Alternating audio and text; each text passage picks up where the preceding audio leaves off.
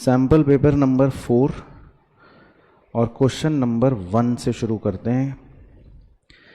Interest on partners loan is, interest on partner loan के बारे में आपको बताना है कि कौन सा ऑप्शन है।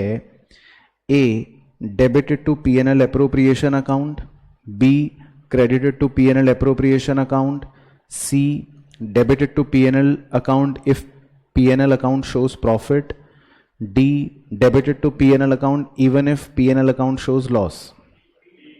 डी डोंकी, ठीक है, क्योंकि interest on partner loan charge होता है, तो चार्ज का मतलब ये होता है कि आपको पे करना ही पड़ेगा चाहे लॉस भी क्यों ना हो जाए। तो बिल्कुल सही ऑप्शन है डी। उसके बाद question number 2, interest on drawings will be, okay, तो ये तो बच्चों ने छूटते साथ ही बता दिया, debited to partners capital account, क्योंकि इसको हम पार्टनर्स के कैपिटल अकाउंट में डेबिट साइड पर लिख देते हैं, ठीक है। उसके बाद क्वेश्चन नंबर 3, क्वेश्चन नंबर 3 पढ़ लेते हैं। क्वेश्चन 3 में कह रहा है A and B are partners with capital of rupee 3 lakh and 2 lakh respectively. As per the partnership deed number 1, profits and losses are to be shared in the ratio of 2:1. Number 2, 10% of the distributable profits should be transferred to the general reserve, ठीक है। For the year ended 31 March 2021, B's share of profit was 1,20,000. Amount transfer to general reserve will be, चलो तो ये important है, इस पे आप star लगा लो।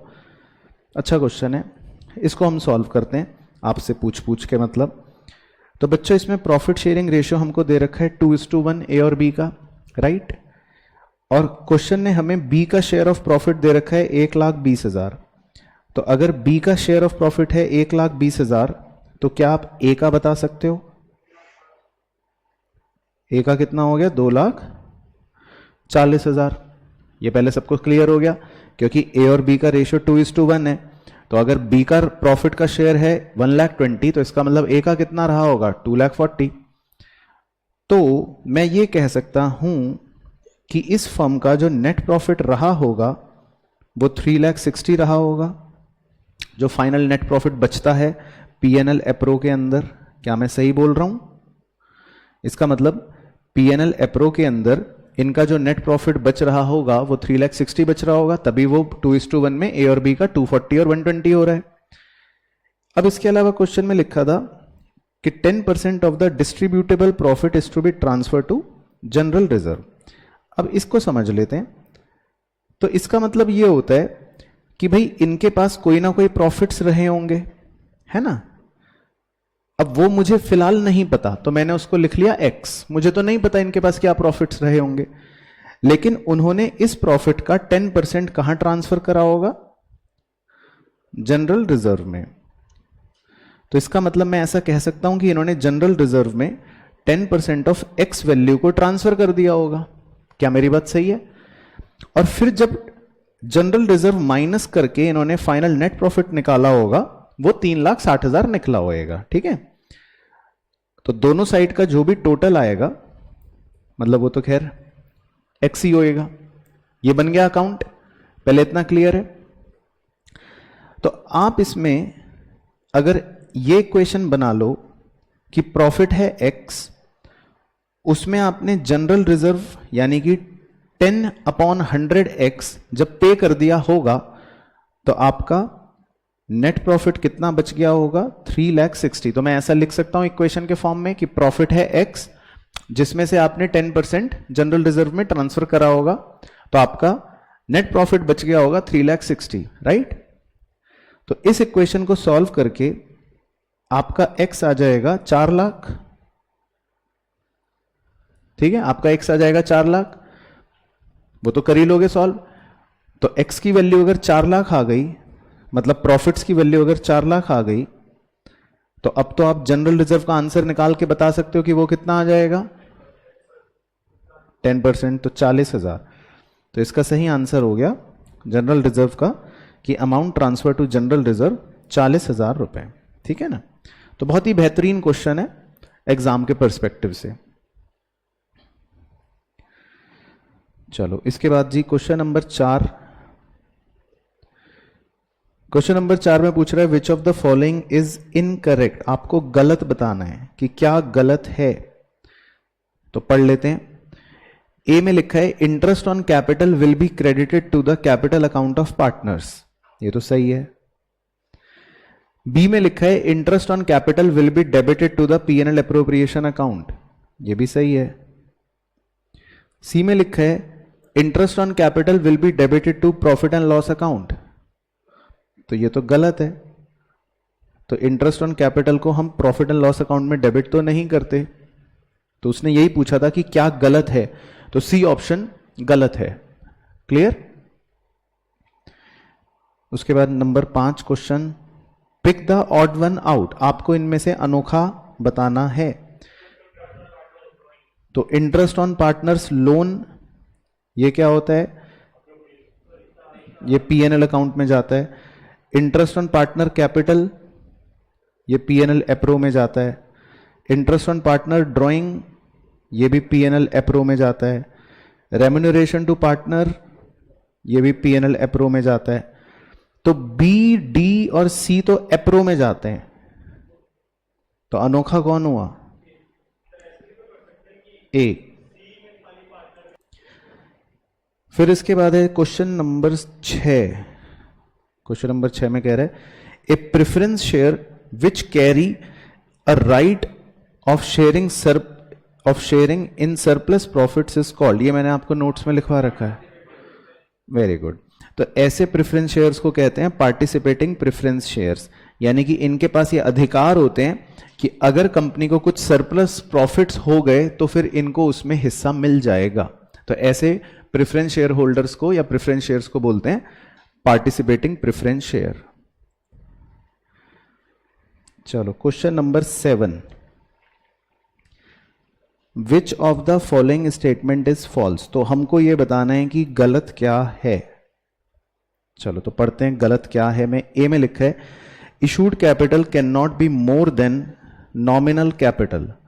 तो नॉमिनल कैपिटल तो होती है ऑथोराइज्ड कैपिटल और इशूड होती है जितना हम पब्लिक को ऑफर करते हैं। तो पब्लिक को ऑफर करने वाली कभी भी ऑथोराइज्ड कैपिटल से ज्यादा नहीं हो सकती, क्योंकि वो तो ऑलरेडी मैक्सिमम लिमिट है। तो ये तो बात ठीक हो गई। बी में लिखा है subscribed capital can not be more than issued capital.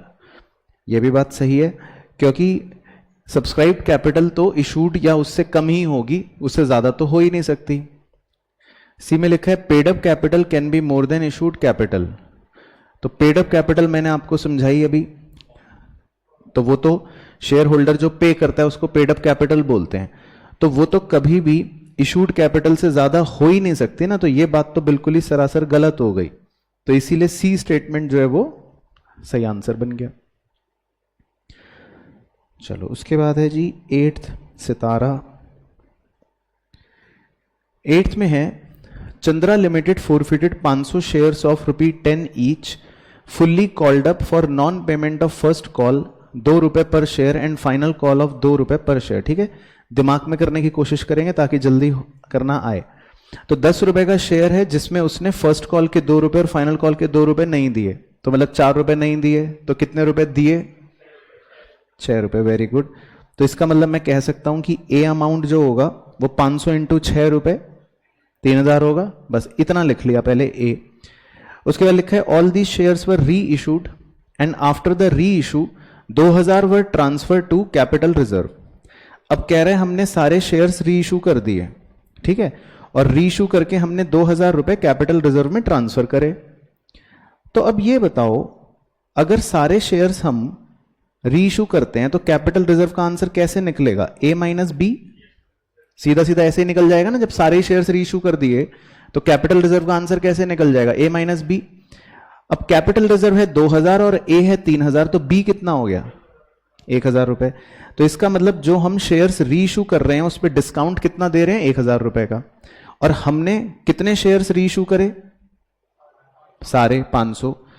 तो अगर मैं ₹1000 का डिस्काउंट दे रहा हूं और 500 शेयर्स हैं, तो इसका मतलब मैं कितना रुपए पर शेयर डिस्काउंट दे रहा हूं, ₹2 पर शेयर का डिस्काउंट दे रहा हूं। तो अब क्वेश्चन ने आपसे ये पूछा है शेयर्स वर री इशूड फॉर, तो 500 शेयर्स हैं, तो आप कितने रुपए के री इशू कर रहे होगे? क्यों, फुल्ली कॉल्ड अप है? हाँ फुल्ली कॉल्ड अप है, तो 8 रुपए के री इशू करोगे, तो 500 इंटू 8 कितना हो गया? 4000। ठीक है, तो 500 शेयर, इसका मतलब आपने 8 रुपए के री इशू करे होंगे। तो क्वेश्चन ने आपसे पूछा कि आपने कितने रुपए के शेयर री इशू करे, तो हमने 4000 रुपए के शेयर्स री इशू कर लिए। ठीक है, समझ आ गया? जल्दी करना है आपको, तो हमको सिर्फ ए और बी पे फोकस करना है, बाकी नहीं। चलो इसके बाद question number 9। A and B are partners sharing profits in the ratio 3:2. C is admitted into the partnership. A sacrifice 1/3 of his share. तो ए ने अपने शेयर का 1/3 सैक्रिफाइस करा है, तो ए का शेयर कितना था? 3/5। उसका 1/3 निकालोगे तो कितना आ जाएगा? 1/5। तो इसका मतलब मैंने सीधा ए का सैक्रिफाइस निकाल लिया 1/5, राइट? उसके बाद लिखा है B sacrifice 1/10 from his share. अब बी ने तो अपने शेयर से बस खाली 1/10 ही सैक्रिफाइस करा है, तो बी का सैक्रिफाइस तो कितना हो गया? सीधा सीधा 1/10 हो गया। तो वो ये कह रहे the new profit sharing ratio will be. तो अब हमको नया प्रॉफिट शेयरिंग रेशियो निकालना है, तो इसके लिए तो वर्किंग करनी पड़ेगी। अब इतने तो बुद्धिमान होते तो रामानुजन के बाद हमारा ही नाम आता। ठीक है, तो न्यू प्रॉफिट शेयरिंग रेशियो निकाल ले मैडम। चलो तो निकालो आप भी, और मेरी भी सहायता करो। तो ए और बी का शेयर लिख लेते हैं 3/5, 2/5, और ए में से क्या माइनस करोगे आप? 1/5 ए का सैक्रिफाइस। बी में से क्या माइनस करोगे आप? 1/10 बी का सैक्रिफाइस। और ये किस में जोड़ दोगे? सी में जोड़ दोगे। अब इसको सॉल्व करके देख लेते हैं, इक्वालिटी बनाकर कि क्या आएगा। तो क्या आ रहा है? 2/5 और ये हो गया 3/10 और ये हो गया 3/10। तो ऊपर वाले 2/5 को 4/10 लिख लेते हैं। तो नया रेशियो आ गया 4:3:3। ठीक है, तो न्यू रेशियो हो गया 4:4:3, 4:3:3। तो ऑप्शन नंबर बी। तो B is the correct answer. ठीक है, समझ आ गया? इसके बाद जी क्वेश्चन नंबर 10 देख लेते हैं। A, B and C were partners sharing profits in the ratio 4:3:2. D was admitted in the firm for 1/6 share in the profits. ठीक है, the goodwill of 2,70,000 was appearing in the firm's book. तो इसका मतलब ये existing goodwill हो गई। तो existing goodwill का क्या करते हैं हम? किन के बीच में? किस रेशियो में? ओल्ड रेशियो में। तो एबीसी के बीच में ये राइट ऑफ हो जाएगा, तो उसकी एंट्री होती है A debit, B debit, C debit to goodwill. तो क्या आंसर हो जाएगा? ए विल बी क्रेडिटेड, ये तो गलत ही हो गया। ए विल बी डेबिटेड बाय 120, तो चेक करना पड़ेगा। यही है, ए का शेयर कितना आएगा अगर मैं निकालूंगा 4/9 करके? तो 120 यही आएगा। तो इसका मतलब यही ऑप्शन सही है, ए विल बी डेबिटेड बाय 120। और सी और डी ऑप्शन में तो वैसे भी कह रहा है डी डेबिट, डी डेबिट। तो डी को तो हम वैसे भी डेबिट नहीं करेंगे क्योंकि डी तो नया पार्टनर है। ठीक है, तो इसका ऑप्शन हो गया बी। चलो तो ये भी सिंपल। उसके बाद क्वेश्चन नंबर 11। क्वेश्चन नंबर 11 में लिखा है Charu and Divya are partners sharing profits and losses in the ratio of 2:1 with capitals of 3 lakh and 2 lakh respectively. ठीक है, the partnership deed provide for interest on capital at 6% per annum. तो इसका मतलब उनकी capital 6% के हिसाब से कितनी आ जाएंगी चारू और दिव्या की? 18,000 और 12,000, तो टोटल हो गया 30,000. फिर कह रहे हैं the trading profits for the year are 24,000. लेकिन प्रॉफिट्स हमारे पास कितने हैं, सिर्फ 24,000 हैं, तो प्रॉफिट्स कम है और आईओसी ज्यादा है। तो आपको क्या सिखाया है, ये जो आईओसी है 18 और 12, इनका रेशो निकाल लो। तो 18 और 12 का क्या रेशो आ गया, 3:2। तो आपको 24,000 रुपए को 3:2 में बांटना पड़ेगा। तो वो कितना आ जाएगा, वो आ जाएगा जी 14,400 और 9600। तो 14,400 चारू को और 9600 दिव्या को। तो क्या ऑप्शन हो गया, ऑप्शन डी। तो D is the correct answer. ठीक है, याद आ गया ये कॉन्सेप्ट।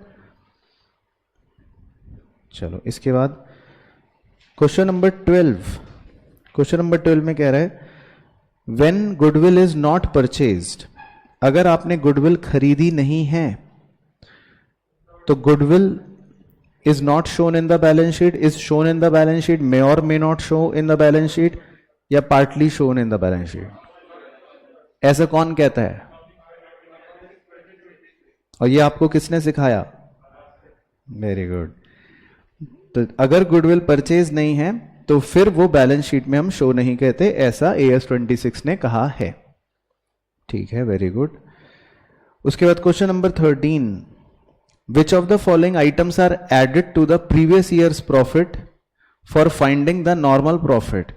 आप इनमें कौन सी चीजों को ऐड करते हो जब नॉर्मल प्रॉफिट निकालना होता है, मतलब कि गलतियां होती हैं जब प्रॉफिट में, तो आप क्या क्या चीजें ऐड बैक करते हो,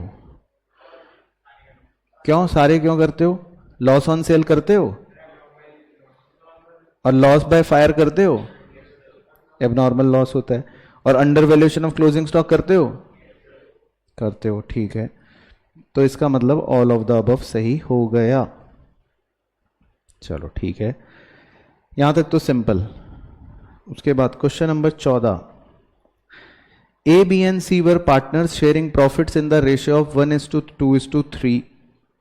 A withdrew 10,000 every month.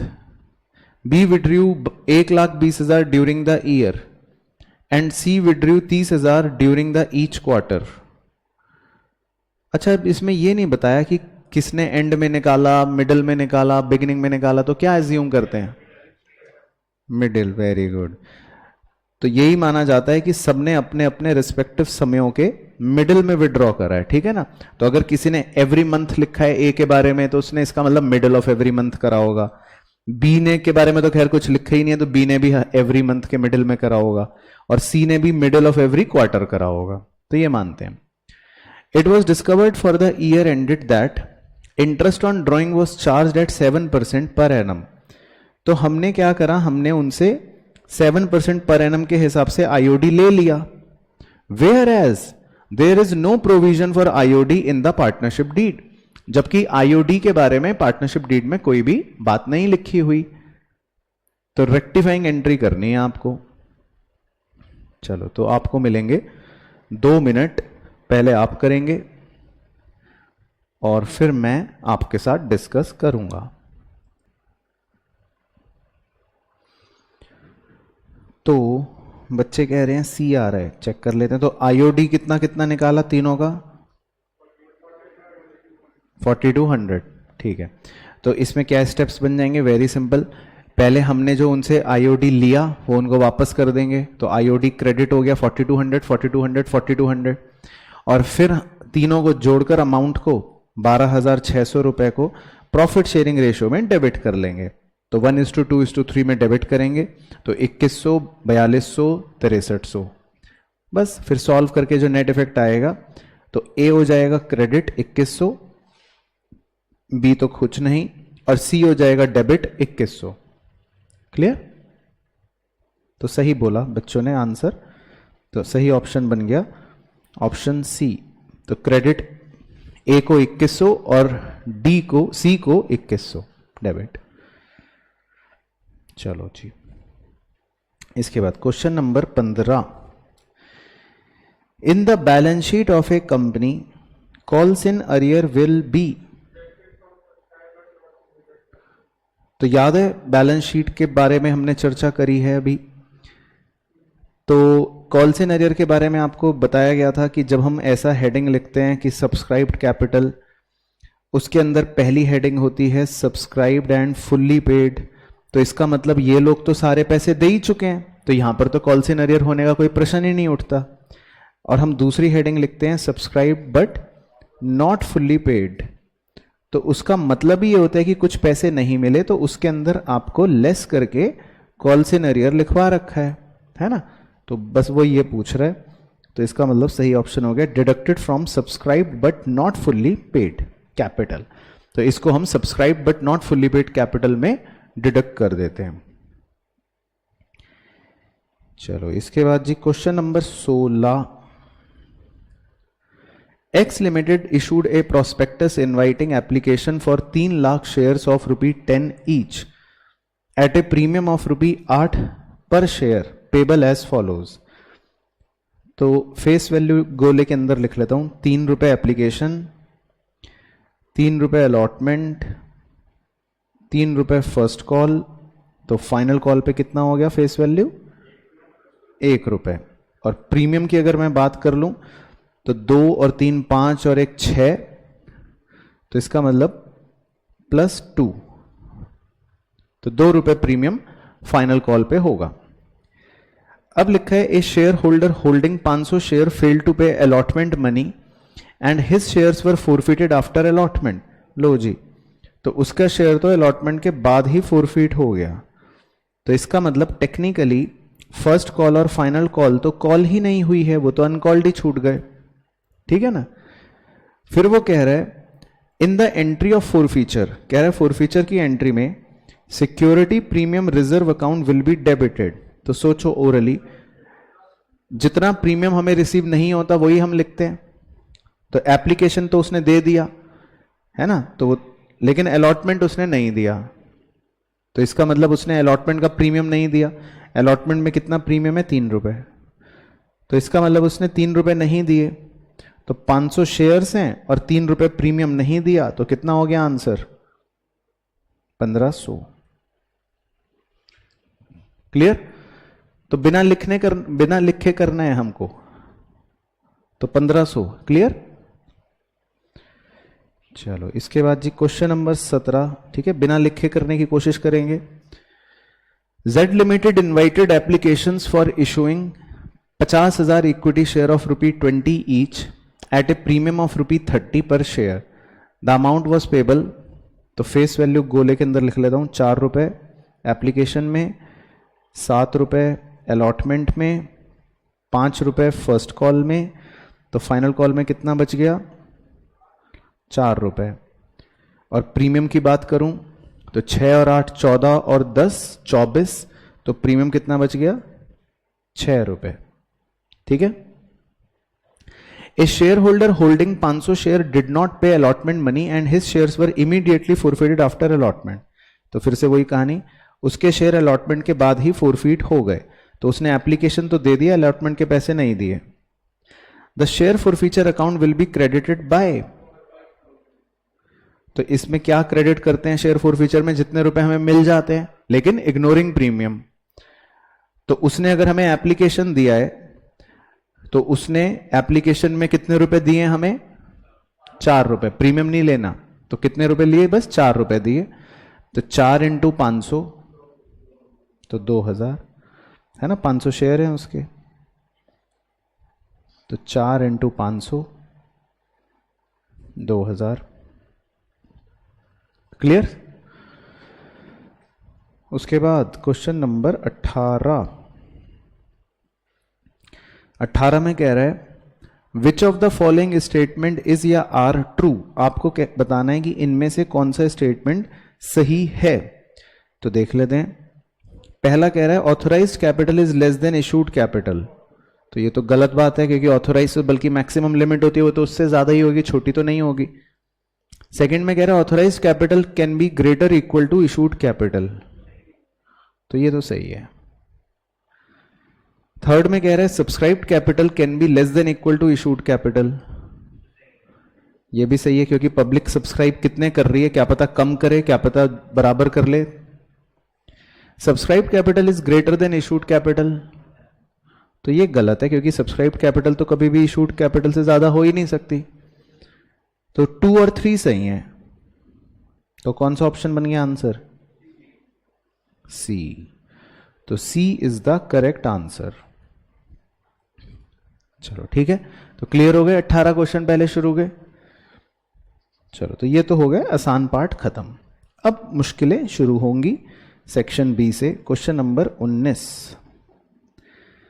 Kaveri, Tapti and Krishna are partners on 31st March. Their capital were 6 lakh, 4 lakh and 2 lakh respectively after making adjustment for profits and drawings. Drawings of the partner were 50, 40, 30 respectively. Profit for the year ended 31 March was 240.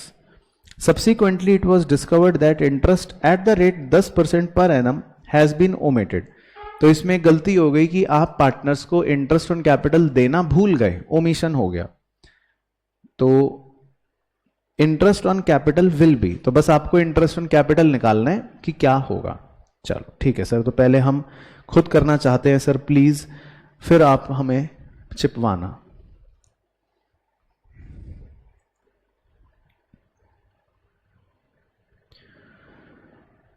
हाँ जी, तो क्या answer आ रहा है? तीनों का interest निकाल लिया।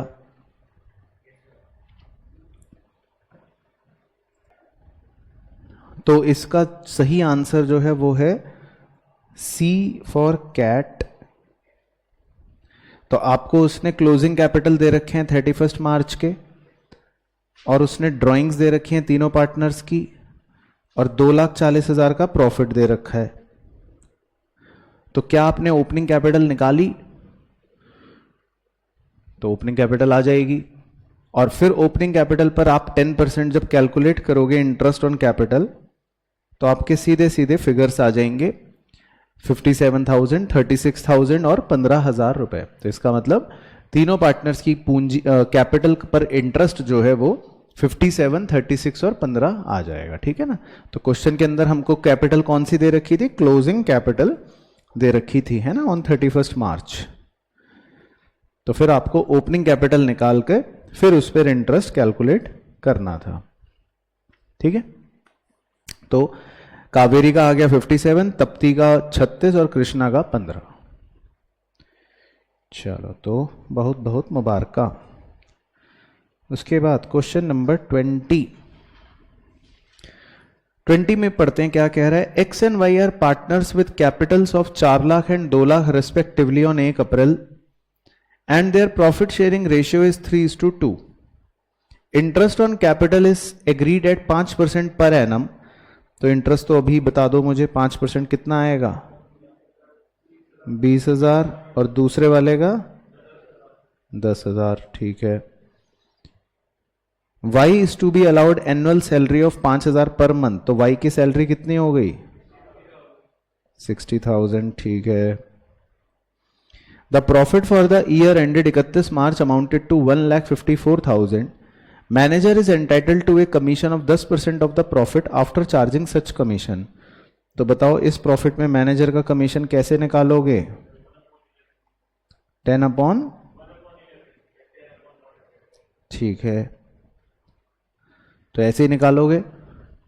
तो नेट प्रॉफिट जो या प्रॉफिट जो हमें दे रखा है उसमें 10% आपको मैनेजर को कमीशन देना है, और वो लिखा है आफ्टर चार्जिंग सच कमीशन। तो रेट अपॉन 100 प्लस रेट, सबको याद है कॉन्सेप्ट।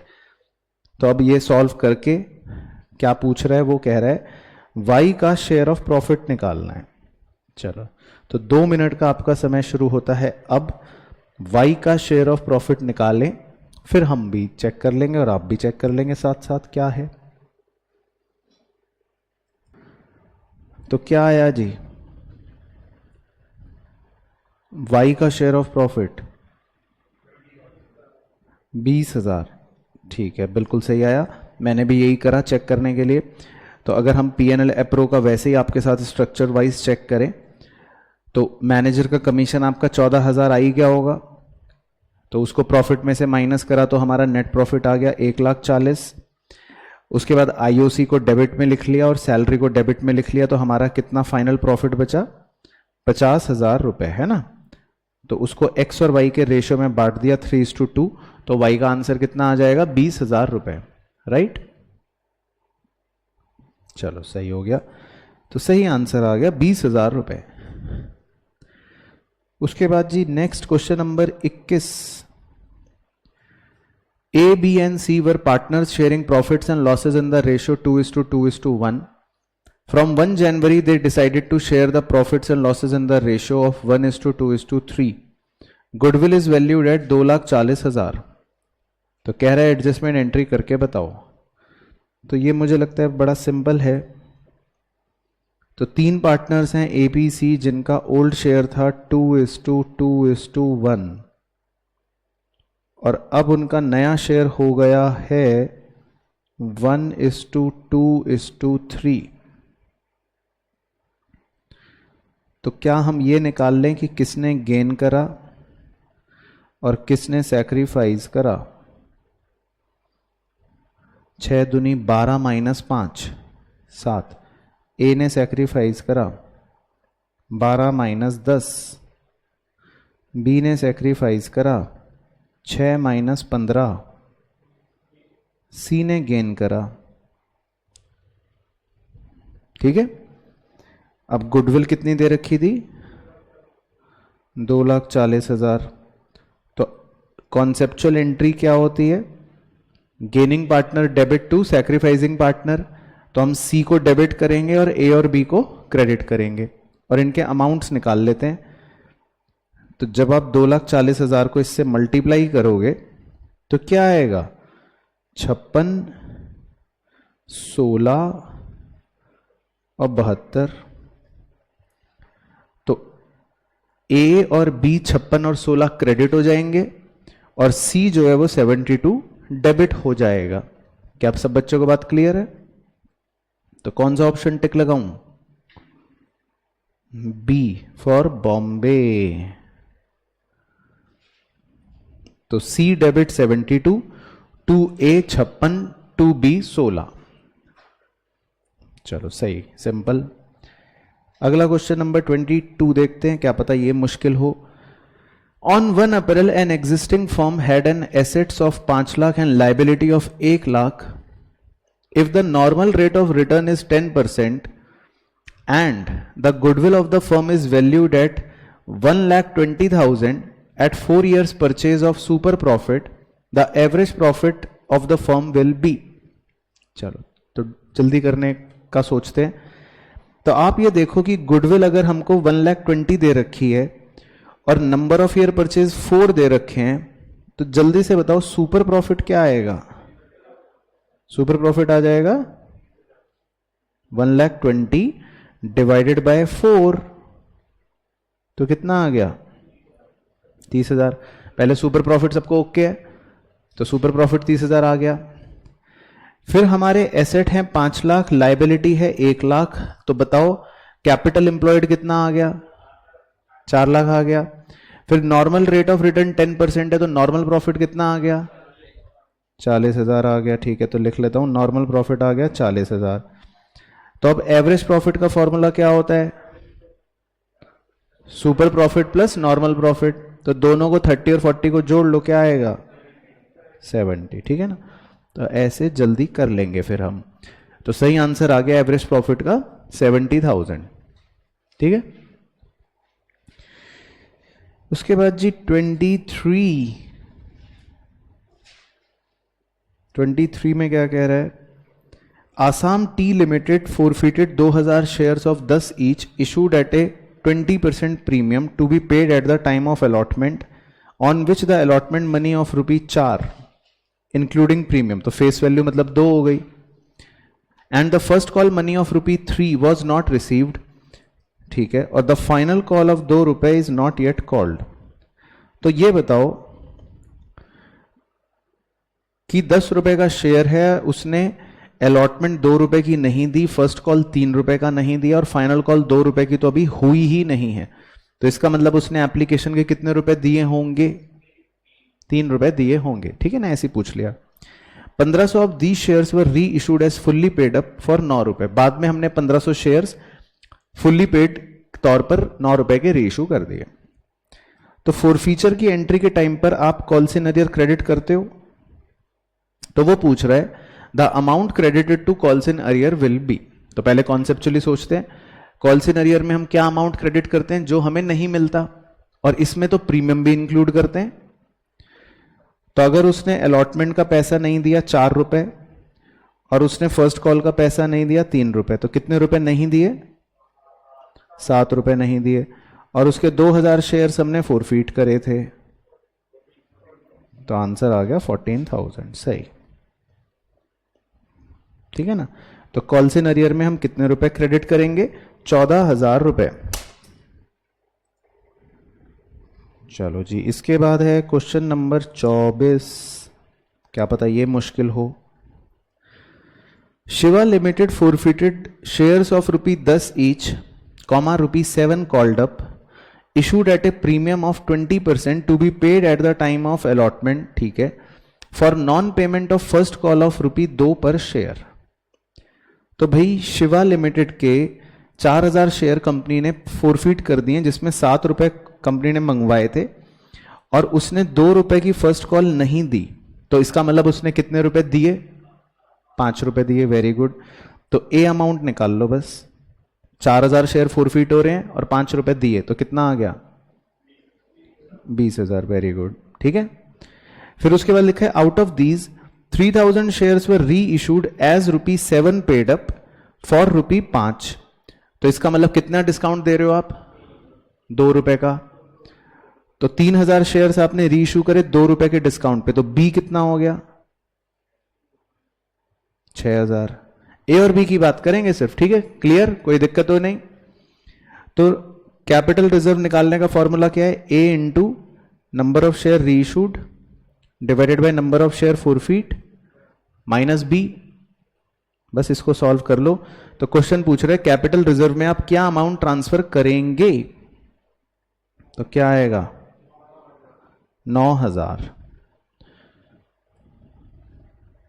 ठीक है। तो समझ आया? चलो, तो ये भी आसान निकला। उसके बाद क्वेश्चन नंबर 25, क्या पता ये मुश्किल हो।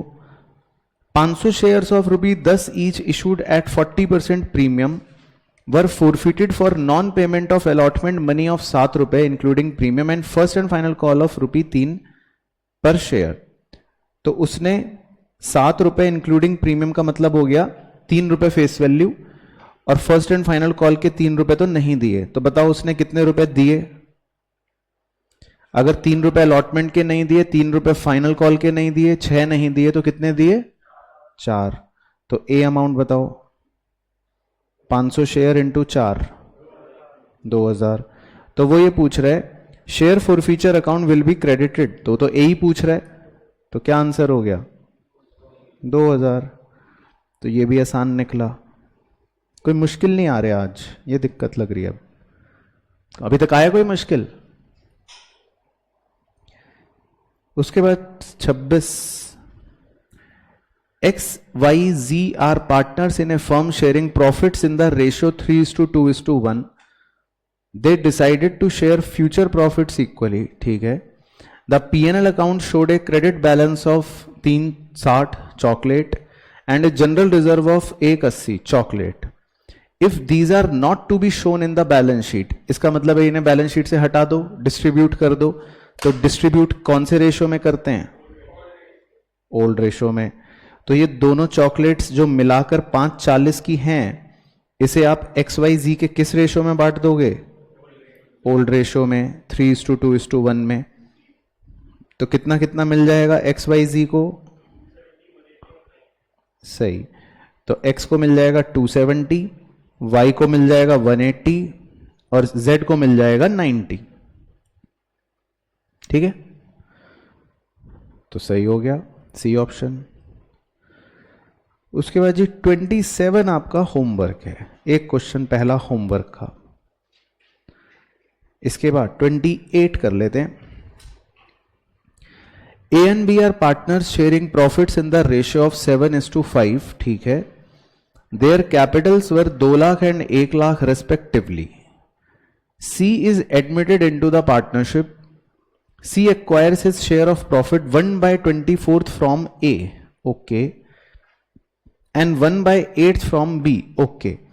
तो ये बताओ, अगर A ने सैक्रिफाइस करा है 1/24 और B ने सैक्रिफाइस करा है 1/8, तो A और B का सैक्रिफाइसिंग रेशियो क्या हो गया? 1:3. Very good. तो प्रीमियम फॉर गुडविल किस रेशियो में बांटोगे? सैक्रिफाइसिंग रेशियो में बांटोगे 1:3. ठीक है. उसके बाद C does not pay anything for his share of goodwill. C अपने साथ कुछ भी गुडविल का शेयर नहीं लाया, तो कहां से छीन लोगे? C के करंट अकाउंट से छीन लोगे. Very good. On C's admission firms goodwill was valued at 90,000. कह रहा है C के एडमिशन पर फर्म की गुडविल थी 90,000 रुपए. The balance of A's capital account will be. तो बहुत ही सिंपल है कि पहले आप C का प्रीमियम फॉर गुडविल का शेयर निकाल लोगे. देखो मैं स्टेप बता देता हूं. पहले आप C का PFG का शेयर निकाल लोगे और उस PFG में आपको A और B को सैक्रिफाइसिंग रेशियो में देना था. तो उस PFG में A का हिस्सा कितना आएगा? 1/4 है ना, क्योंकि सैक्रिफाइसिंग रेशियो है 1:3. तो A का शेयर आ जाएगा 1/4. तो वो जो भी अमाउंट आएगा उसको A की ऑलरेडी जो कैपिटल गिवन है 2 लाख, उसमें आप जोड़ लोगे, क्योंकि वो पैसा A को मिल गया. फिर जोड़ने के बाद जो आंसर आएगा वो आपका फाइनल आंसर होगा. समझ आया प्रोसेस? चलो, तो पहले आप करेंगे, 2 मिनट का आपके पास समय है. फिर हम उसके बाद आपसे देखते हैं कि क्या आंसर आए.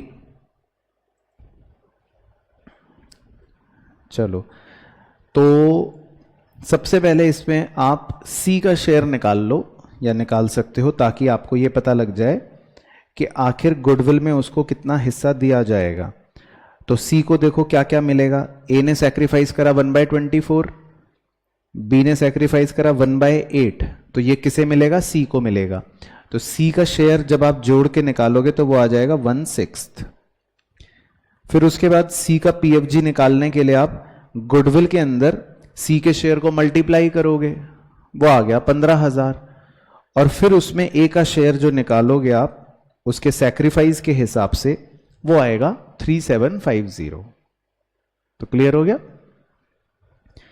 तो बताओ A की कैपिटल कितनी हो जाएगी? 2 लाख में 3750 और जोड़ लो तो 203,750. Clear?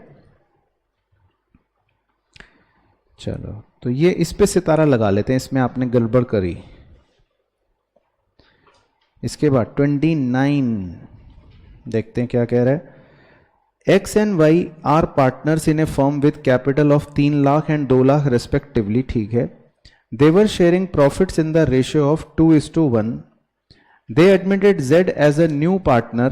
The new profit sharing ratio will be 3:2:1. ठीक है. Following balances appeared in their books. Chocolate, कूड़ा, उसके बाद कूड़ा, और ये तो स्टॉक है, asset. You are informed that stock is overvalued by 20%. ठीक है. Balance of X capital account after all the adjustments will be. चलो, तो ये है क्वेश्चन. इस पे लिख लो भाई 100%. तो सर हमें 5 मिनट दो बस, फिर हम करके बताएंगे कि इसका आंसर क्या आएगा. तो पहले आप करेंगे और फिर हम डिस्कस करेंगे. बहुत ही बढ़िया क्वेश्चन है.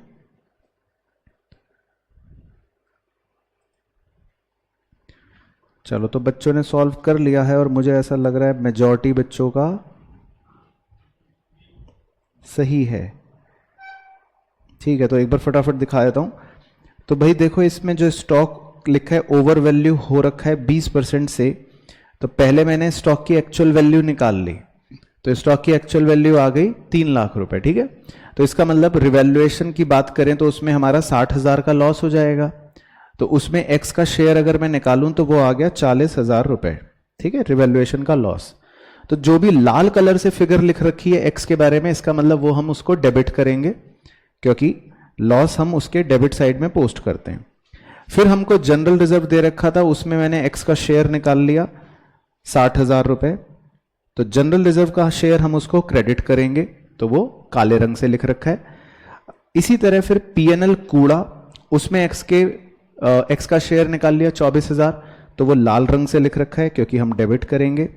और एक्स का फिर एडवर्टाइजमेंट सस्पेंस में भी शेयर निकाल लिया 4,000, तो वो भी मैंने लाल रंग से लिख रखा है क्योंकि वो भी हम उसको डेबिट करेंगे। तो क्या इतनी बात सब बच्चों को क्लियर है? बस फिर उसका बैलेंस निकालने के लिए 3 लाख गिवन कैपिटल में 60,000 हमने रिजर्व का हिस्सा जोड़ लिया और माइनस कर दिया जो हमने डेबिट वाले रिवैल्यूएशन लॉस, पीएनएल डेबिट और एडवर्टाइजमेंट सस्पेंस। तो सही आंसर आ गया 292 और finally option B is the correct option. तो क्लियर सब बच्चों को? चलो, तो बढ़िया क्वेश्चन था, लाजवाब क्वेश्चन था एग्जाम के लिए, तो ये भी हो गया। इसके बाद जी क्वेश्चन नंबर 30। क्वेश्चन नंबर 30 में कह रहा है Alps limited invited application for issuing 1.5 lakh shares of ₹20 each at par. The amount was payable as follows. On application 5, on allotment 7, on first call 8। Application were received for 2,50,000 share and the pro rata was made to the applicants, to all the applicants. तो 2.5 लाख चिट्ठियां आई लेकिन allot करे 1.5 लाख, तो pro rata ratio क्या बन गया? 5:3। ठीक है। उसके बाद लिखा है all the calls were made and duly received except the allotment and first call from Riya who applied for 7500 shares. तो बताओ रिया को अलॉट कितने हुए होंगे? 4500। Very good. ठीक है।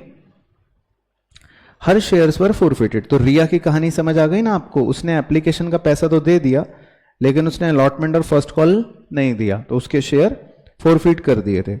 The amount credited to share forfeiture account will be. तो इसमें क्या सिखा रखा है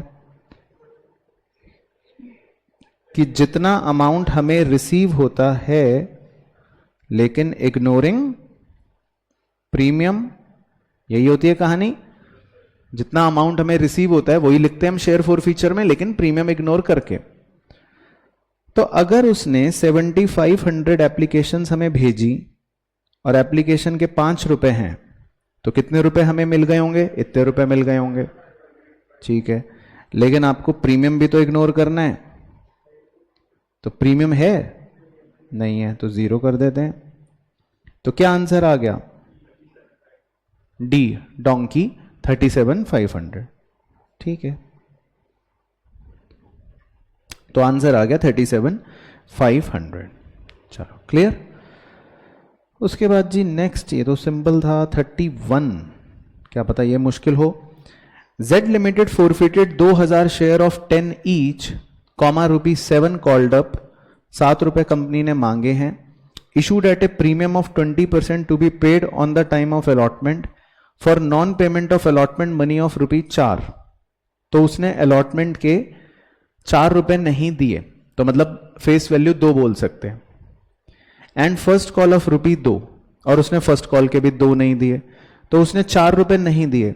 तो बताओ उसने कितने रुपए दिए? 3 रुपए दिए। Very good.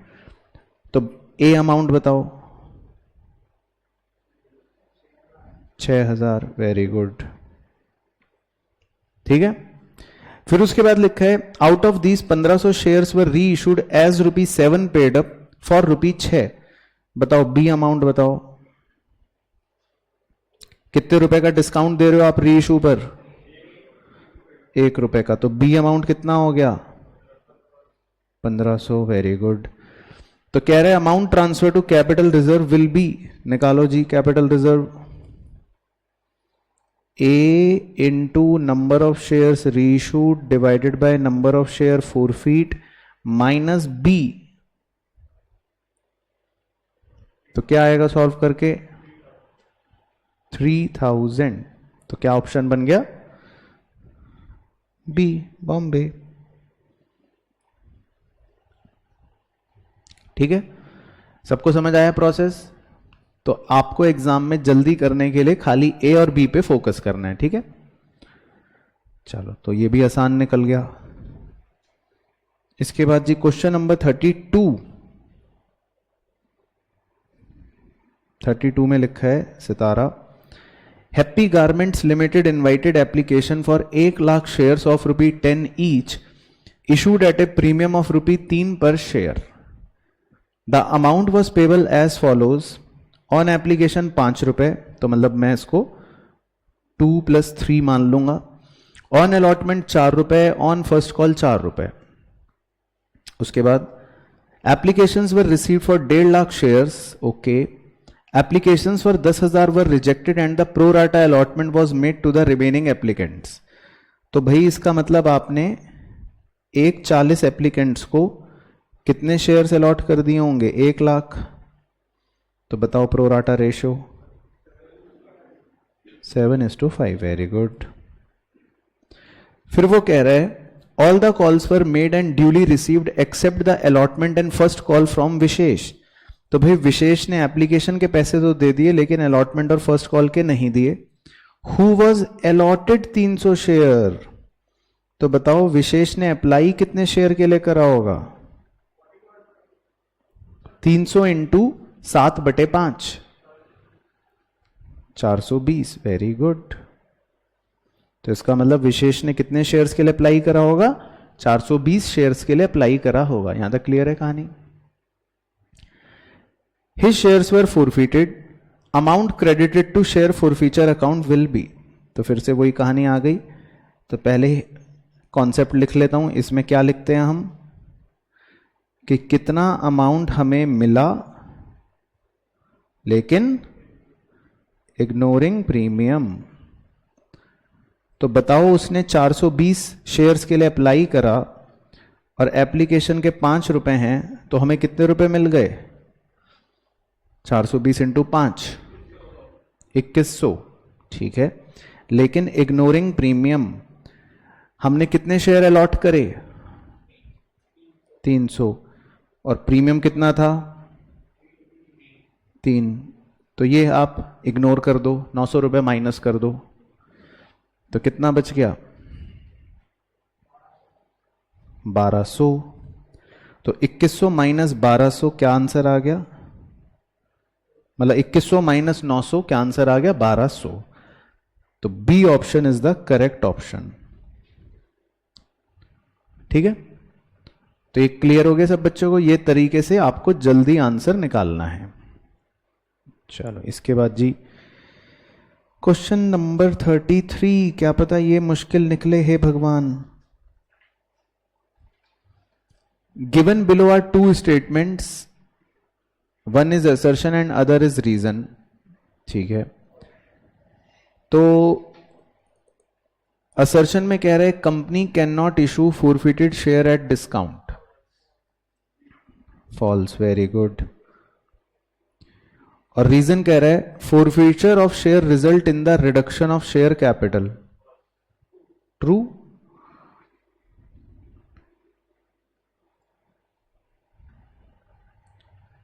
फॉरफिचर करते हैं शेयर का तो भाई अरे कितना सिंपल लॉजिक है. शेयर्स का जब फॉरफिचर करते हो तो एंट्री करते ही पहले ही कदम पे क्या लिखते हो आप? Share capital account debit. तो इसका मतलब शेयर कैपिटल कम हो गई ना भाई. जिसके आदमी के शेयर मर गए तो शेयर कैपिटल तो कम हो ही गई आपकी. ठीक है ना. तो असर्शन ट्रू और रीजन फॉल्स. चलो उसके बाद है जी कौन सा ऑप्शन बन गया? मतलब ओनली आर इज करेक्ट. तो सी. ठीक है. उसके बाद है जी 34. चलो तो 34 देखते हैं बच्चे क्या बताएंगे. Given below are 2 statements. Assertion में कह रहा है revalued values of assets and liabilities are shown in the new balance sheet. True. सही कह रहा है. रीजन कह रहा है revalued values of assets and liabilities are shown in revaluation account. False है ना. उसमें हम रीवैल्यूड वैल्यूज नहीं दिखाते, उसमें तो हम नुकसान फायदा दिखाते हैं. ठीक है. तो क्या ऑप्शन बन गया? D donkey. Assertion is correct, reason is incorrect. उसके बाद जी 35, काश ये मुश्किल हो। तो इसमें असर्शन में कह रहा है partnership comes into existence by an agreement, true, ठीक है। रीजन कह रहा है such an agreement can be oral or written, true, ठीक है। तो B, partnership comes into existence by an agreement because such agreement can be either oral or written. सही लग रहा है वैसे तो, बी क्यों लगवा रहे हो? तो उसका तो रीजन वैसे भी क्या बनाओगे बताओ? पार्टनरशिप कम्स इनटू एग्जिस्टेंस, वो तो पार्टनरशिप डीड होता है।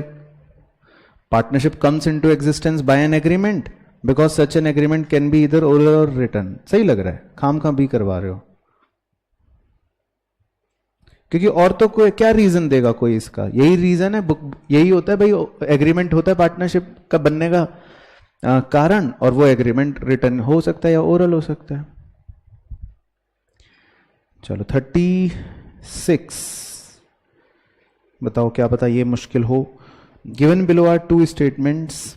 असर्शन कह रहा है when a new partner does not bring his share of goodwill in cash his current account will be debited, true. ऐसी करते हैं हम उसके करंट अकाउंट से छीन लेते हैं, बिकॉज रीजन कह रहा है new partner is not liable for the past losses of the firm, true, ठीक है। तो इसमें लेकिन रीजन एप्ट नहीं है, है ना, इसमें तो कोई लिंक ही नहीं है, तो इसमें both are true but reason is not correct explanation, है ना, यहां पे सही बन जाएगी। तो इसका आंसर हम कह सकते हैं कि both A and R true but R is not the correct explanation of A.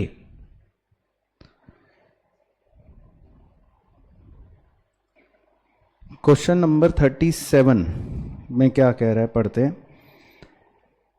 Ruchi soya Limited issued 50,000 shares to the vendor for building purchase and 2 lakh shares were issued to the public, ठीक है। The amount was payable as follows: on application and allotment 50 रुपए, on first call 30 रुपए and second and final call balance हो गया कितने रुपए? 20 रुपए लिख लेता हूं। All the calls were made and were duly received except on 100 shares held by Sumuki who failed to pay the second and final call. Her shares are forfeited, ठीक है। तो सुमुकी ने अपने फर्स्ट एंड फाइनल कॉल के पैसे नहीं दिए और उसके शेयर्स जो है वो फोरफीट हो गए। तो एक बार ये बताओ, जब आप उसके शेयर्स फोरफीट करोगे तो शेयर फोरफीचर अकाउंट में कितने रुपए क्रेडिट करोगे? जितने उसने दिए होंगे, तो वो बता सकते हो कितने रुपए होंगे? 100 शेयर्स हैं और उसने क्या क्या दे दिया था? उसने एप्लीकेशन मतलब अलॉटमेंट दे दिया था 50 और फर्स्ट कॉल के 30 दे दिए थे, तो इसका मतलब उसने कितने रुपए दे दिए थे? 80 रुपए दे दिए होंगे और 20 रुपए उसने नहीं दिए थे, ठीक है।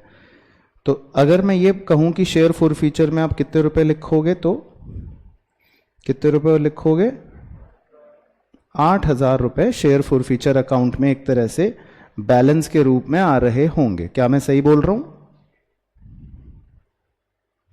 ठीक है, पहले इतना पॉइंट क्लियर हो गया।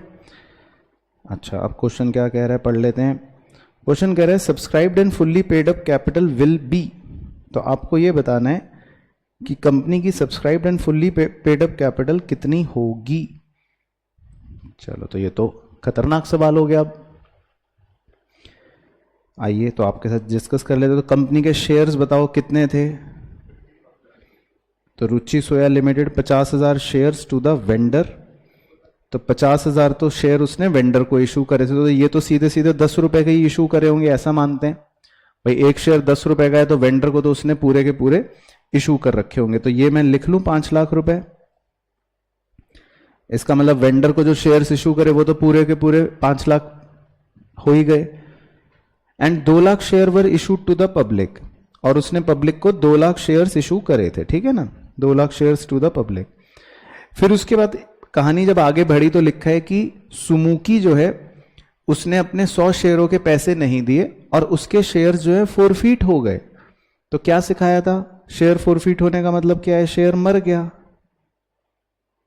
ये याद है कहानी? शेयर मर गए। तो 2 लाख शेयरों में से सुमुकी के 100 शेयर मर गए, तो बताओ कितने शेयर बचे? 2 लाख में से 100 गया, 1,99,000। इसका मतलब 1,99,900 शेयर ही बचे, बाकी 100 तो मर गए। तो क्या बनेगी? पूरी बैलेंस शीट का ढांचा बना दूं नोट्स का एक बार आपके लिए सिखाने के लिए। तो हेडिंग होती है सब्सक्राइब्ड शेयर कैपिटल, जो आपको सिखाया था। उसमें 2 सब हेडिंग्स होती हैं, एक होती है सब्सक्राइब्ड एंड फुल्ली पेड और एक होती है subscribed but not fully paid.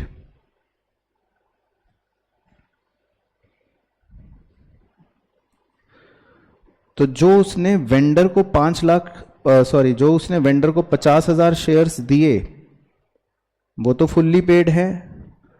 बोलो हाँ, क्योंकि शेयर की फेस वैल्यू हमेशा 10 मानी जाती है। ओहो, 100 मानी, इस सवाल में 100 मानेंगे, बिल्कुल बिल्कुल। तो आई बेग योर पार्डन, तो मैंने जल्दी में 10 लिख लिया, बट इस सवाल में शेयर को 100 माना जाएगा। मुझे लगा कि शायद शेयर की फेस वैल्यू नहीं दी तो 10 है, बट 100 ले लेते हैं, तो मैं 1 0 बढ़ा देता हूं भाई, आपकी इस अलर्टनेस को ध्यान में रखते हुए। तो बिल्डिंग के वेंडर वाले अमाउंट को मैं कितना कर देता हूं? 50 लाख कर देता हूं। अब ठीक हो गया? ये ठीक हो गया? तो हमने बिल्डिंग के वेंडर को जो 50,000 शेयर इशू करे, वो 100 रुपए के इशू कर दिए। अब उसके बाद 2 लाख शेयर्स जो थे, जो हमने पब्लिक को इशू करे, उसमें से 100 शेयर मर गए, तो कितने शेयर बचे? 1,99,900 शेयर बचे। तो क्या वो फुल्ली पेड हैं? हाँ, फुल्ली पेड हैं, क्योंकि बस एक ही तो बदमाश था सुमुकी, जिसने पैसे नहीं दिए थे, और उसके शेयर हम मार चुके। तो बचे हुए लोग तो शरीफ है, उन्होंने तो अपने पूरे पैसे दे दिए होंगे। तो अब इसको सॉल्व करो, ये कितना हो गया जी? 1,99,90,000। सही बोल रहा हूं? यही है, 1,99,90,000।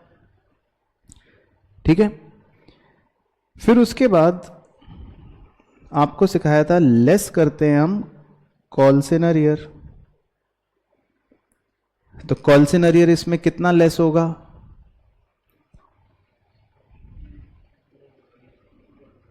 कॉल्सन अरियर इसमें कितना लेस होगा? वेरी गुड, तुमसे ये उम्मीद नहीं थी, मुझे लगा था तुम सही बताओगे। नील, क्योंकि आपको सिखाया था कॉल्सन अरियर सिर्फ जिंदा शेयर्स पर ही कैलकुलेट किया जाता है। तो सुमुकी के शेयर्स क्या जिंदा हैं कि मर गए?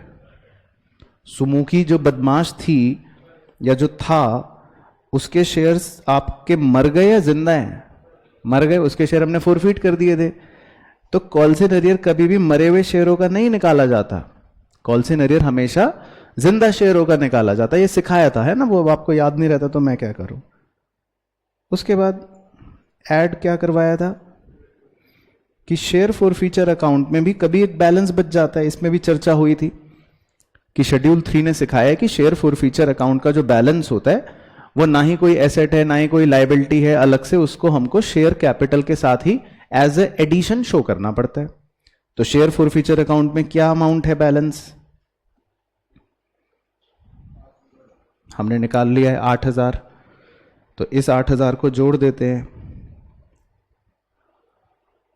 तो जी आपका जो फाइनल आंसर आएगा, जिसको आप कहोगे कि भाई ये हमारी शेयर कैपिटल है, ये हमारी fully paid up share capital है, वो क्या आएगा? एक बार जोड़ना, 1,99,90,000 प्लस 50 लाख प्लस 8,000, तो ये आ गया 2,49,98,000। तो ऐसा ऑप्शन कोई दिख रहा है आपको? 2,49,00,000 और 98,000, बी फॉर बॉम्बे। ठीक है, तो बी तो खैर निकल जाएगा। मुद्दा यह था कि आपको ये वर्किंग आ जाए जो मैंने आपको सिखाई थी। तो ये है इसका आंसर। अब बढ़ते हैं अगले बेहतरीन क्वेश्चन की तरफ, क्वेश्चन नंबर 38।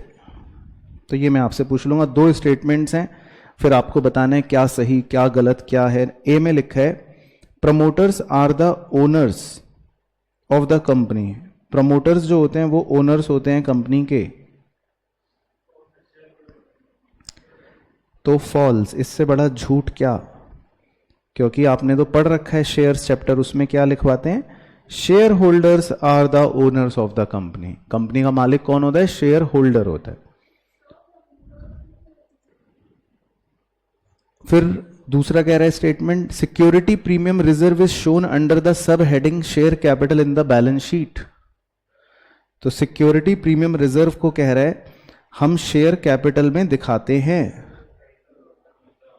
तो गलत कह रहा है, क्योंकि हम तो इसको रिजर्व एंड सरप्लस सब हेडिंग में दिखाते हैं। तो मतलब दोनों ही बातें इसमें झूठ हैं। तो option C is the correct answer. ठीक है, क्लियर। इसके बाद जी केस बेस्ड क्वेश्चन बहुत ही धमाकेदार। Pushpa and Rashmi are partners in a firm, their capitals were 3 lakh and 2 lakh respectively. ठीक है, Pushpa was to get 10% commission on the net profit before charging any commission. ठीक है, तो पुष्पा को नेट प्रॉफिट का 10% कमीशन देंगे हम। Okay, however Rashmi was to get a commission of 10% on the net profit after charging all commissions. तो रश्मि का जो कमीशन है उसको निकालने में आपको मुश्किल होगी, ऐसा मुझे लग रहा है अंग्रेजी पढ़ के। तो पहले इतना क्लियर हो गया कि पुष्पा को भी कमीशन मिलेगा और रश्मि को भी कमीशन मिलेगा। Following P&L appropriation account for the year ended is given to you. तो उसने हमें P&L अप्रोप्रिएशन अकाउंट दे रखा है। तो उसने पुष्पा का कमीशन दे रखा है ब्लैंक इंटू 10/100, मतलब 10% उसने निकाला होगा, लेकिन उसने आंसर दे रखा है 44,000। तो कौन बच्चा ब्लैंक बताएगा? इसका मतलब ये ब्लैंक कितना रहा होगा, 4,40,000, राइट। ओके, और ये पुष्पा को जो कमीशन मिला है ये किस पर मिला है, नेट प्रॉफिट पर मिला है। तो इसका मतलब नेट प्रॉफिट भी आपको पता चल गया कि ये कितना रहा होगा, 4,40,000। ठीक है, क्लियर।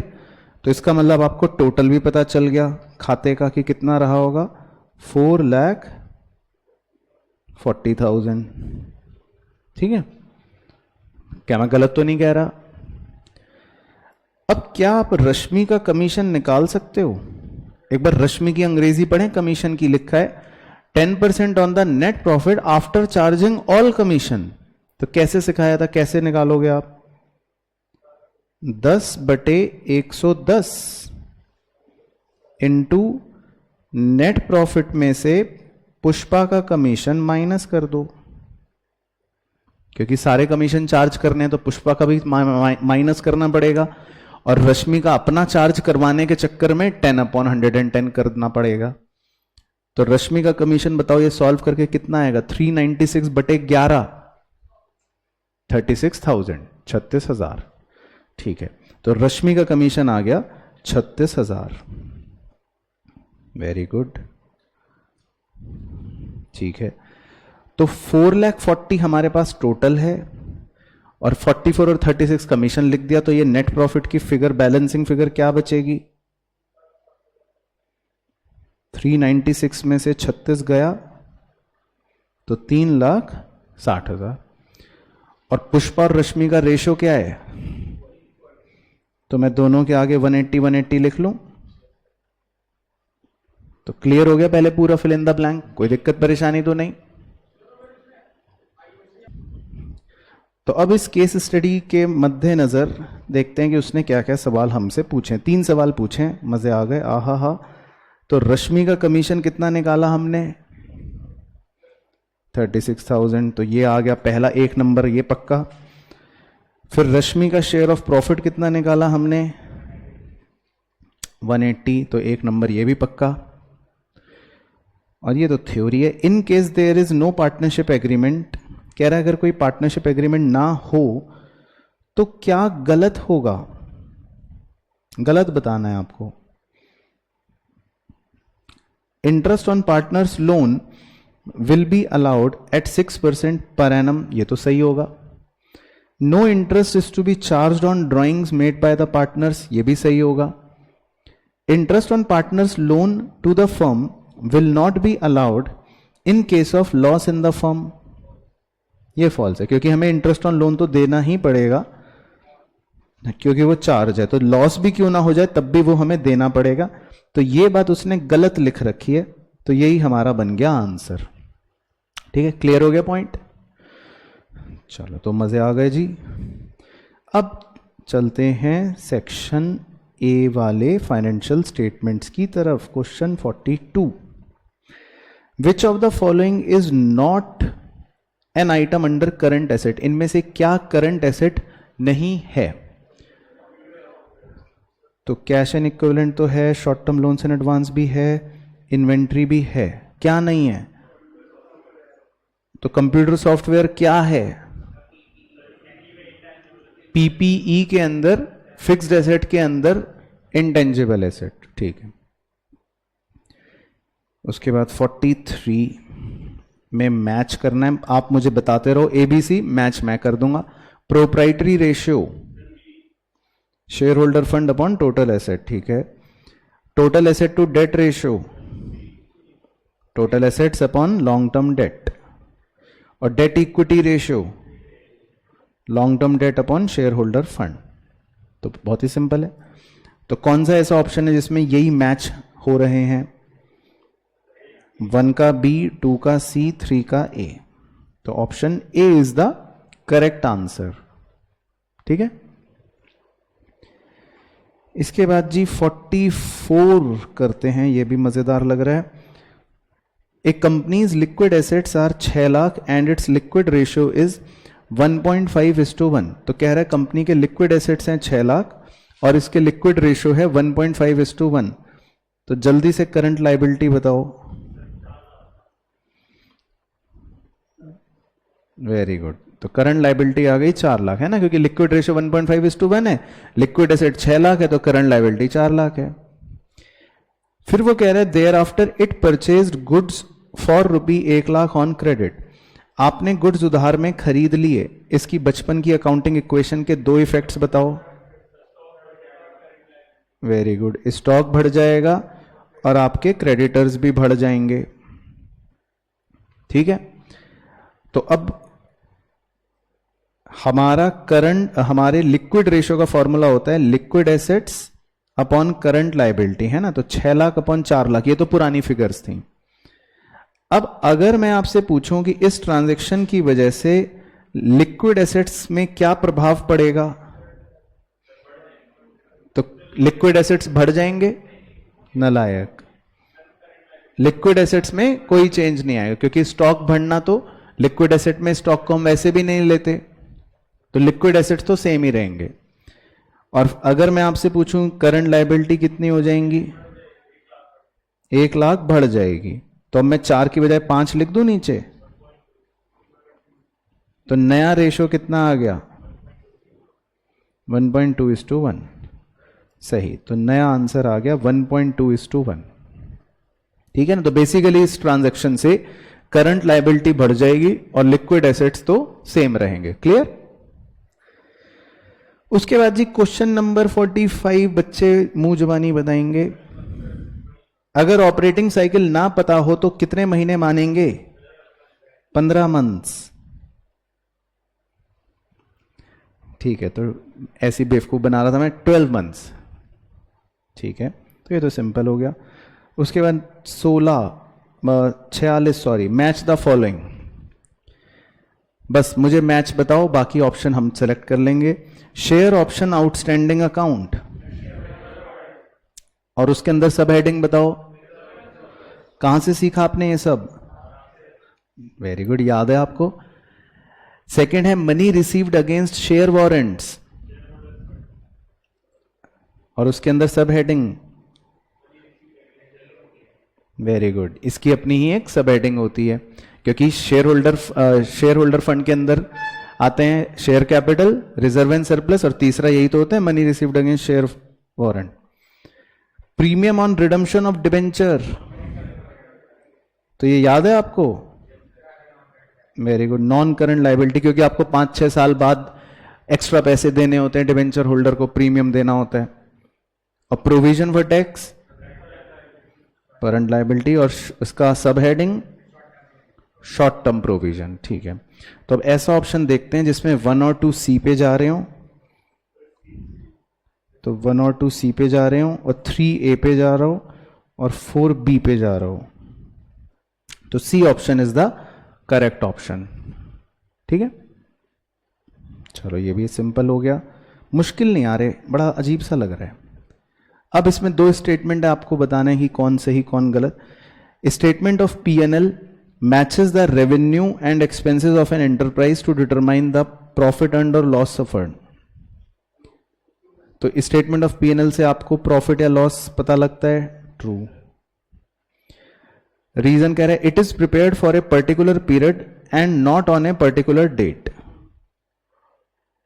तो ये हम किसी पर्टिकुलर डेट पर नहीं बनाते, बल्कि किसी पर्टिकुलर पीरियड के लिए बनाते हैं।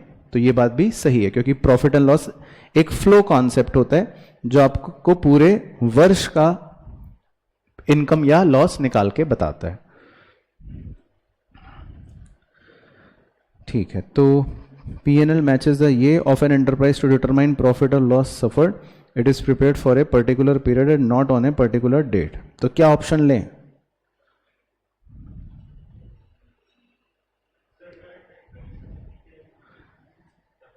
अकाउंट्स में लेकिन चल जाती है, तो ए ले लेते हैं। वैसे थोड़ा सा मुझे भी ग्रे एरिया में लग रहा था, टू बी ऑनेस्ट, कि ए करें या बी करें, पर जब ग्रे एरिया में लग रहा है तो मैंने ए कर लिया, थोड़ा सा सेफ होने के लिए, क्योंकि दोनों बातें ठीक हैं और यही बातें होती भी हैं, तो मैंने सोचा ए ज्यादा सही है। ये क्या आ गया? Following information has been derived from the financial statement of a company. तो एक बड़ा क्वेश्चन है केस बेस्ड, तो इस इंफॉर्मेशन के हिसाब से क्वेश्चन 49 में कह रहा है कि पहले आपको करंट रेशियो निकालना है। चलो तो पहले वही निकालते हैं। ये इंफॉर्मेशन देखो, तो मुझे करंट रेशियो का जल्दी से फॉर्मूला सुनाओ। Current asset upon current liability. अब एक एक करके आइटमों में मुझे करंट एसेट करंट लायबिलिटी पहचान के बताओ। कैश इक्विवेलेंट क्या है?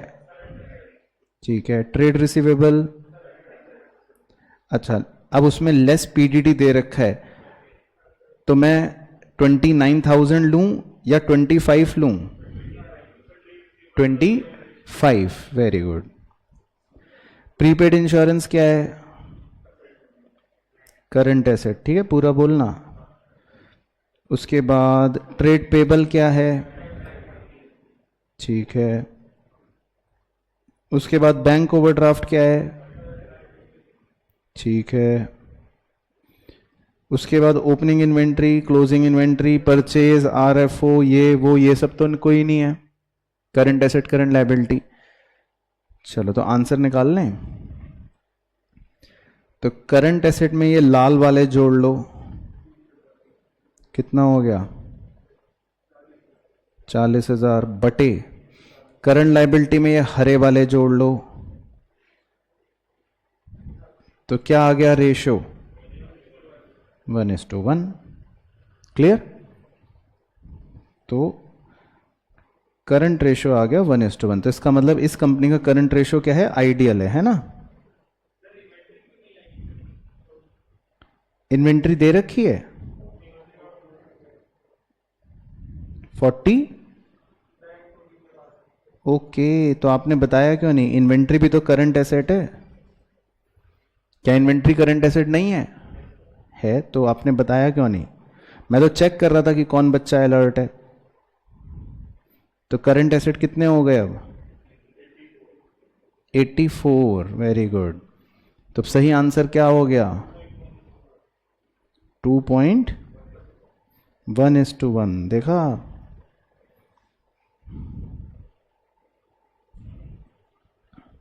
अच्छा, इन्वेंट्री में ओपनिंग वाली क्यों नहीं ली? क्योंकि रेशियोज जो होते हैं वो हम साल के एंड में निकालते हैं। तो ओपनिंग इन्वेंट्री तो पिछले साल का एंड होगा ना, लेकिन क्लोजिंग इन्वेंट्री तो इस साल की क्लोजिंग इन्वेंट्री है। तो क्लियर हो गए पहले करंट एसेट करंट लायबिलिटी। चलो ठीक है, फिर अगला रेशियो बताएंगे बच्चे, acid test ratio. Acid test ratio कौन सा होता है? Liquid ratio. तो लिक्विड रेशियो में हमें करंट एसेट्स तो सारे मार्क्ड ही हैं, सारे वही लेने होते हैं, बस सिवाय किसके? हाँ, तो उस पर मैं कालिक पोत देता हूं। तो प्रीपेड इंश्योरेंस नहीं लेना और इन्वेंट्री नहीं लेना। तो 2000 नहीं लेना न्यूमरेटर में और 44 नहीं लेना न्यूमरेटर में। तो न्यूमरेटर 84 की बजाय अब कितना बचेगा? सिर्फ 38। तो लिक्विड एसेट्स कितने हो जाएंगे? 38 और करंट लायबिलिटी तो 40 सेम। क्लियर सब बच्चों को? तो 38/40 कितना आ गया? 0.95:1। तो ये हो गया एसिड टेस्ट रेशियो। क्लियर? उसके बाद क्वेश्चन 51 में कह रहा है inventory turnover ratio. Inventory turnover ratio का एक बार फॉर्मूला बताओ। Very good. तो न्यूमरेटर आप निकालोगे और डिनोमिनेटर मैं निकालूंगा, ठीक है? इंफॉर्मेशन वहां पे लगा देता हूं। तो न्यूमरेटर आप निकालोगे और डिनोमिनेटर मैं निकालूंगा। चलो ठीक है सर। तो बच्चों मेरा तो डिनोमिनेटर आ गया 50,000, मैंने तो अपना काम कर लिया। तो एवरेज इन्वेंट्री मैंने तो निकाल ली ओपनिंग प्लस क्लोजिंग बटे 2। तो मेरा डिनोमिनेटर तो आ गया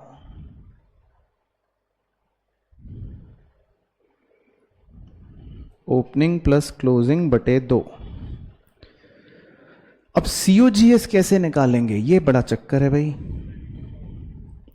ये लो, सीओजीएस का फॉर्मूला होता है opening inventory plus net purchase plus direct expense minus closing inventory. तो ओपनिंग इन्वेंट्री कितनी है? 56। परचेज कितना है? 92। डायरेक्ट एक्सपेंस कौन से होते हैं?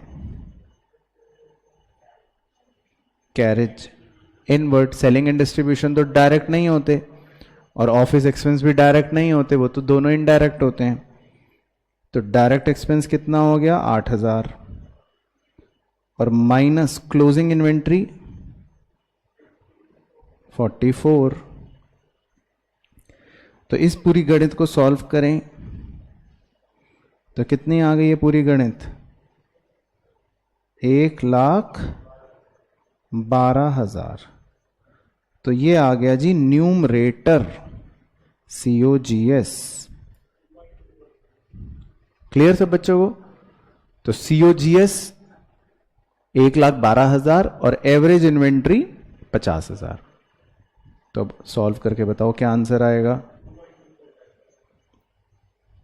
2.24 टाइम्स। तो 1/12/50। तो इसका सही आंसर हो गया 2.24 टाइम्स। क्लियर? इसमें किसी को डाउट तो नहीं है? समझ आ गया? चलो बहुत ही बढ़िया। उसके बाद है जी 52 आपका होमवर्क हो गया। एक क्वेश्चन आप होमवर्क में कर लोगे, बस खत्म होने वाला है। अब तो 53 से करते हैं। अब एक company's liquid assets are 4 lakh, ठीक है। इन्वेंट्रीज 2,10,000, ठीक है। Prepaid expenses are 30,000, okay. Patents are 15,000, okay. And working capital is 480, okay. Its current ratio will be, चलो तो निकालना पड़ेगा ये तो करंट एसेट से आप लिक्विड एसेट्स निकालते हो तो क्या फॉर्मूला होता है? Current assets minus inventory minus prepaid expense, है ना, यही होता है फॉर्मूला। तो उसने लिक्विड एसेट्स आपको कितने दे रखे हैं जी, 4 लाख। इन्वेंट्री कितनी दे रखी है जी, 210। प्रीपेड एक्सपेंस कितने दे रखे हैं जी, 30। तो ये तीनों पुट कर दूं, लिक्विड एसेट्स में पुट कर दिया 4 लाख, इन्वेंट्री में पुट कर दिया 210 और प्रीपेड एक्सपेंस में पुट कर दिया 30। तो बताओ करंट एसेट कितने आ गए, 640। ठीक है, पहले एक ओके हो गया। फिर कौन बच्चा बताएगा वर्किंग कैपिटल का फॉर्मूला? ठीक है, very good. Current asset minus current liability. तो वर्किंग कैपिटल कितनी दे रखी है जी उसने, 4,80,000। तो इसे पुट कर देता हूं, 4,80,000 इज इक्वल्स टू CA है 6,40,000 माइनस CL।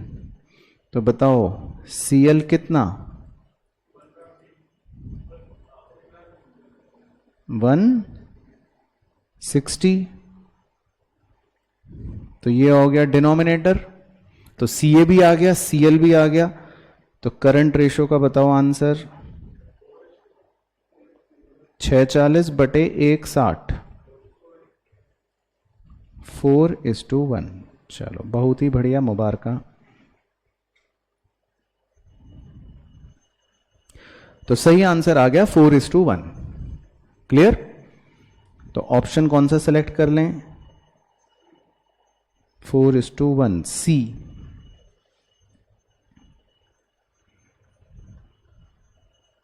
चलो क्लियर। उसके बाद है जी 54। क्या पता ये मुश्किल निकले।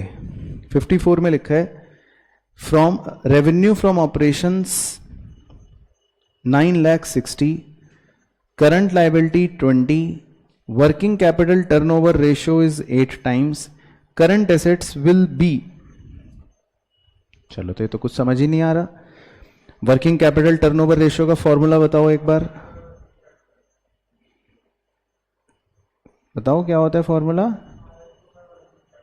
हाँ, RFO बाय वर्किंग कैपिटल। ठीक है, तो वर्किंग कैपिटल कितनी, 8 times। RFO कितना दे रखा है, 960। तो वर्किंग कैपिटल निकाल सकते हो, कितना आ गया वर्किंग कैपिटल, 960/8, तो 1,20,000। उसके बाद करंट लायबिलिटी दे रखी है 20,000। तो वर्किंग कैपिटल का फॉर्मूला क्या होता है, CA माइनस CL।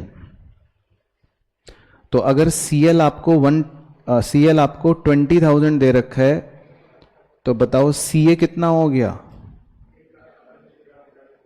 तो 1,40,000। तो करंट एसेट हो गया 1,40,000। तो ये आ गया इसका सही आंसर। ठीक है, क्लियर। और बस लास्ट क्वेश्चन देखो, इसमें तो सारे क्वेश्चन खत्म कर डाले 1.5 घंटे के अंदर अंदर। Given below are 2 statements labelled as ये। तो मुझे बताना है आपको, balance sheet of the company must be prepared in vertical form. Company की बैलेंस शीट ऐसा वर्टिकल बनती है, ट्रू। हॉरिजॉन्टल वो होती है जो देसी वाली आप बचपन में बनाते थे। हॉरिजॉन्टल कौन सी होती है कि जी इधर लायबिलिटी लिख रहे हो, इधर एसेट्स लिख रहे हो, तो ये इधर से इधर हो रही है, ये हो गई हॉरिजॉन्टल, है ना। तो ये देसी बैलेंस शीट थी बचपन में, सोल प्रोप्राइटर की या पार्टनरशिप फर्म की। लेकिन अब आप तो बड़े बच्चे, कंपनी की कैसे बनाते हो, लायबिलिटियां ऊपर आती हैं, एसेट्स नीचे आते हैं। तो अब बैलेंस शीट कैसे बनती है, कंपनी की वर्टिकल। ठीक है ना। चलो, तो सर ये बात तो हमें पता ही नहीं थी, तो ये हो गया ट्रू। और फिर कह रहा है balance sheet of the company may be prepared in horizontal और वर्टिकल फॉर्म, तो फॉल्स, क्योंकि कंपनीज की बैलेंस शीट कोई घर की खेती नहीं है। शेड्यूल 3 ने कानून में बता रखा है कि ऐसे ही वर्टिकली बनानी है ना। तो इसका मतलब असर्शन इज करेक्ट लेकिन रीजन इज रॉन्ग। तो ये ए ऑप्शन आ गया इसका सही आंसर। ठीक है, कंप्लीट फुल। तो समझ आया सब बच्चों को?